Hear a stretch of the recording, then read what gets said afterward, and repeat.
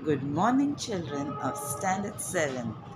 Let's take a new lesson in history.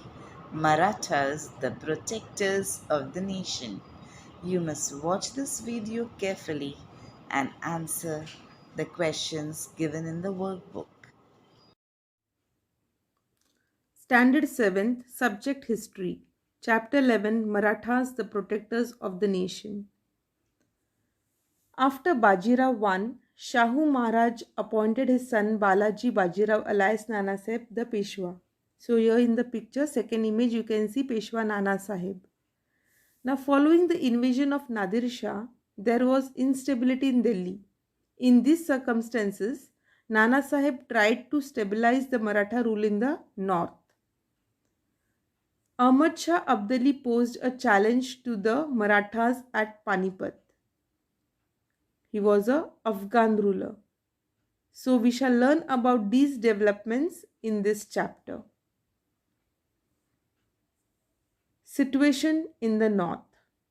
The region to the northwest of Ayodhya province at the foothills of the Himalayas was called Rohilkhand in the 18th century. The Pathans who had migrated from Afghanistan had settled in this region. They were known as Rohillas. The Rohillas had wrought havoc in the Doab region of the Ganga and Yamuna rivers, means they had created a lot of trouble for people. The Nawab of Ayodhya invited the Marathas to subdue the Rohillas. To subdue means to overcome, to control the Rohillas. The Marathas chastised the Rohillas. Chastised means punished severely. So this was the situation in the north. Now let's learn about the conflict with the Afghans. Ahmad Shah Abdali, the ruler of Afghanistan, was attracted by the riches of India. India was very rich. He marched on the Punjab in 1751 CE. There was anarchy in the Mughal territory. The Mughals were facing the threat of Abdali's invasion. The Mughals were afraid that in the north Abdali would invade their territory, and conquer it. So in these circumstances, the Mughals found it necessary for their own protection to seek the help of the Marathas. So now the Mughals are asking help from the Marathas against the Afghan rulers. The emperor was sure of the Maratha strength and integrity. There was no other power strong enough to protect Delhi. Therefore, the emperor entered into a treaty with the Marathas in April 1752. Now, whenever one power does something in favor, so they have to get something in return. So accordingly, a treaty was signed. So according to this treaty, the Marathas agreed to protect the Mughal power from enemies like the Rohillas, the Jats, the Rajputs and the Afghans. So in return, the Marathas were to get cash money, the right to collect chauthai in the territories of the Punjab, Multan, Rajputana, Sindh and Rohilkhand, and also the Subedari of Ajmer and Agra provinces. So if the Marathas protected the Mughals from Afghan invasion, they would get all this on their side. So as per the treaty, the Peshwa sent the Shinde Holkar armies. Mahadaji Shinde, Yashwantrao Holkar were the great men who were sent along with the armies for the protection of Delhi on behalf of the Chhatrapati. When Abdali learned that the Marathas were marching to Delhi, he went back to his country. Because the threat of Abdali was thus thwarted means prevented due to the Marathas, the emperor gave the Marathas the Chauthai rights to the Mughal Subhas. These Subhas included Kabul, Kandahar and Peshawar. Though the Subhas were previously a past of the Mughal Empire, now they were part of Abdali's Afghanistan. So as per the treaty, it was a duty of the Marathas to win the Subhas back from Abdali and annex them to the Mughal Empire. Abdali, however, wanted to bring under Afghan control the region up to the Punjab. So what was going to happen? Definitely a conflict between the Marathas and Abdali was imminent and inevitable, means bound to happen, impossible to avoid. Now, Raghunath Rao, brother of the Peshwa Nana Sahib, accompanied by Jayappa Shinde and Mallarao Holkar. You can see image of Raghunath Rao here and Mallarao Holkar. They undertook the campaign of North India to combat Abdali, means to face Abdali. The local rulers in the north, now there were local rulers in the north, they saw the Marathas from the south as their competitors, means as though they were competing with them. They did not take into account the broad vision of the Marathas and remained neutral, offering no help to the Marathas. They did not like the Maratha supremacy and interventions in the Delhi court.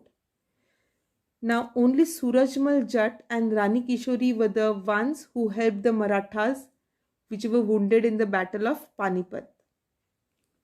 Also, some of the orthodox sects in the north saw Marathas as people belonging to other religions. They too left aside the broad vision of the Marathas, means they did not help the Marathas at all. Instead, they persuaded Abdali to invade India with a view to reducing the Maratha might. So, see, the Indian people are themselves conflicting among the Indians so that one power does not become a supreme power. They did not want Marathas to become supreme. So, they are inviting Abdali. They expected that Abdali would defeat the Marathas and drive them away back to the south beyond the river Narmada. So, such was the thinking of the locals. Now, let's learn about the Maratha standard on Attock. Najib Khan was a Rohilla chief. He found it hard to tolerate the Maratha supremacy in the north. Now again, Najib Khan, who was a Rohilla chief, he was finding it difficult to accept the Maratha power. So at the behest of Najib Khan, means at the command of Najib Khan, Abdali invaded India again. Abdali is the Afghan ruler. This was the 5th time he had invaded India. He captured Delhi. He returned to Afghanistan with a large booty.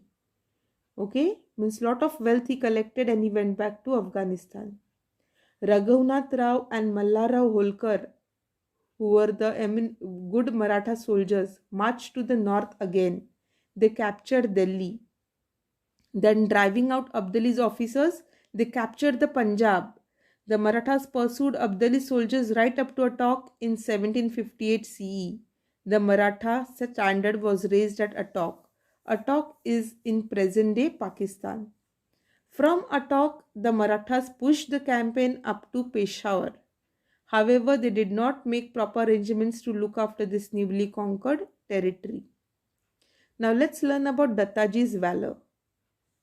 To get a firm hold over the Punjab and to crush Najib Khan, the Peshwa sent Dattaji Shinde and Janakoji Shinde to the north. Dattaji went to the north. Keeping Dattaji engaged in negotiations, Najib Khan established contacts with Abdali. He requested Abdali to come to his help. On receiving the message from Najib Khan, Abdali invaded India once more. Dattaji and Abdali confronted each other at Buradi Ghat on the banks of the Yamuna. A fierce fight ensued. Dattaji showed tremendous valor, courage. He was very courageous. He met with a heroic death in this battle. Now we shall learn about Sadashivrao Bhau. Nana Sahib sent his cousin Sadashivrao Bhau and eldest son Vishwas Rao to the north to crush Abdali. Sadashivrao Bhau was Chimaji Appa's son. He had with him a huge army and a powerful artillery.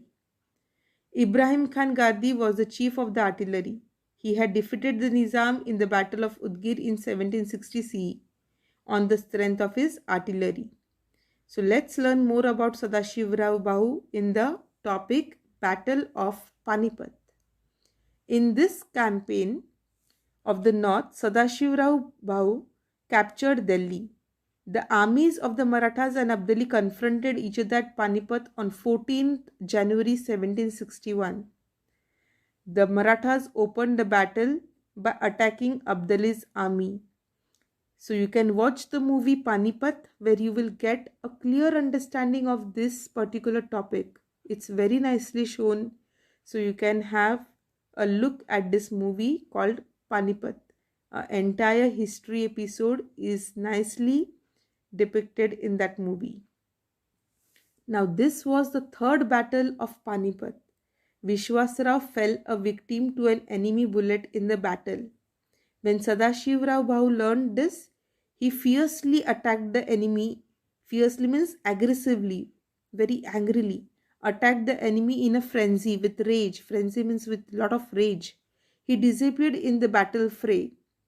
Okay, in a battle fray means in a noisy quarrel that was going on, noisy battle that was going on, he suddenly disappeared.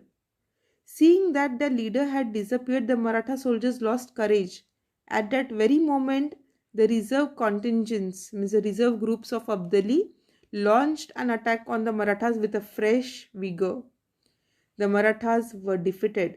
A whole generation of young men in the Maharashtra was killed. Many brave Sardars fell on the battlefield.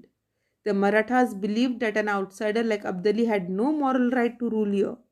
The Marathas fought at Panipat with broad perspective that India is for Indians. So, do you know approximately 1,50,000 people were killed in the Battle of Panipat? One letter describes this in a poetic way. दोन मोते गळाली, 27 मोहरा हरवल्या आणि रुपये खुर्द किती गेल्या याची गणतीच नाही. Means so much loss was seen due to the Battle of Panipat. Sadashivrao Bhau had explained the broad, all-inclusive viewpoint of the Marathas in his correspondence with the rulers in the north, saying that they were all native to the land and Abdali was an enemy from a foreign country. But the rulers in the north did not respond favorably to him and took a neutral attitude. So Sadashivrao Bhau here tries a lot to persuade people of the North India that Abdali is an outsider, he is an enemy from a foreign country. But some of them were just looking at the Marathas as something supreme power raising up. So they objected to this. Naturally, the Marathas had to shoulder the responsibility of protecting India. We can say that the Marathas were the first in our history to realize that India was one country and it was necessary for all to lend support to the king irrespective of his religion. Now we shall learn about Peshwa Madhavrao. After the death of Peshwa Nana Sahib, his son Madhavrao succeeded him to the office of the Peshwa. Madhavrao kept the Nizam and Hyder Ali at bay. He established the supremacy of the Marathas in the north again. After the defeat of the Marathas at Panipat, the Nizam once again resumed his anti-Maratha activities. He invaded the Maratha territory. Madhavrao now defeated the Nizam at Rakshas Bhuvan near Paithan. Hyder Ali was the Sultan of Mysore. Taking advantage of the Maratha defeat at Panipat, Hyder Ali attacked the territory in Karnataka. The Marathas did not wait. They defeated Hyder Ali in a battle at Moti Talav near Sri Rangapatan. He then agreed to cede the region north of the river Tungabhadra to the Marathas. Peshwa Madhavrao died in 1772 CE. In the history of the Marathas, he is described as an honest, hardworking, determined administrator who was keen on public welfare. The death of this capable Peshwa was an irreparable loss to the Maratha state.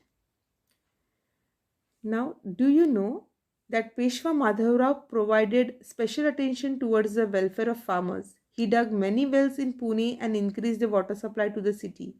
Administrators like Nana Fadnavis and judges like Ram Shastri Prabhune emerged under his rule. He reformed the judiciary for better justice to the common people. He started artillery and ammunition factories. He also established a mint to make coins. So many developments and reformations were done by Peshwa Madhavrao. Now let's see about the family tree of the Peshwas. Here you have Balaji Veshwanath, then his sons Bajirao I, Chimaji Appa, and the family tree which grows further.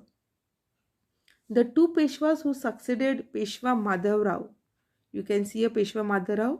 He was succeeded by two Peshwas, okay, namely Narayan Rao and Savai Madhav Rao. But they did not live long. During that term, Peshwa was in the grip of family feuds.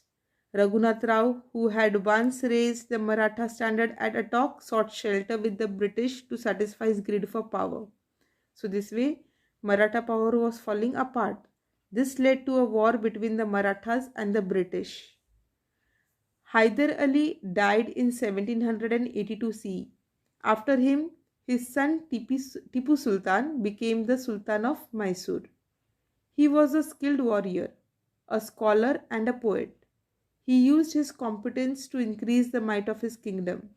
He established contact with French and shook the foundation of British supremacy. He died in 1799 CE in a battle against the British. Now let's learn about the Marathi supremacy which rises once again. The Maratha prestige in the north had suffered a severe setback because of the debacle at Panipat. Madhavrao dispatched Mahadaji Shinde, Tukkoji Holkar, Ramchandra Kanade and Visaji Pant Biniwale to re-establish the Maratha rule in the north. The Maratha army defeated the Jats, the Rohillas and the Rajputs. The Marathas restored the Emperor Shah Alam to the throne of Delhi under his own protection. The Maratha power was revived in the north. So you can see the Maratha power revived in the north. Now this brown color is the territory shown which is under Maratha power, this entire brown. So much was the expanse of Maratha power. And in this grey color you can see the Mughal power in Delhi in the north. And this pink in the Hyderabad area you can see the Nizam power, the power of the Nizams. You can study this map which is given on page 49 of your textbook. So this way you can see the Marathas established and expanded their power all over India. The Marathas suffered a heavy loss in the Battle of Panipat. Abdali's army also suffered losses. He did not benefit financially in the battle. In fact, Abdali or his descendants did not muster enough courage to invade India again. They realized that only the Marathas had the strength and capacity to control the anarchy in the north. They expressed their wish that the Marathas should protect the empire.